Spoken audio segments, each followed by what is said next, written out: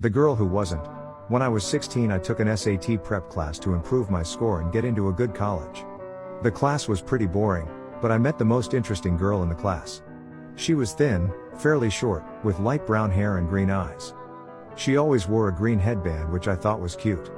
Her name was Connie. We hit it off immediately and spent most of the class whispering to each side by side at our desks. I spent about 3 weeks sitting next to her talking during the class. When the class was over, we exchanged handles so we could keep in touch. This was in the early 2000s. About a year passed, and we continued talking online.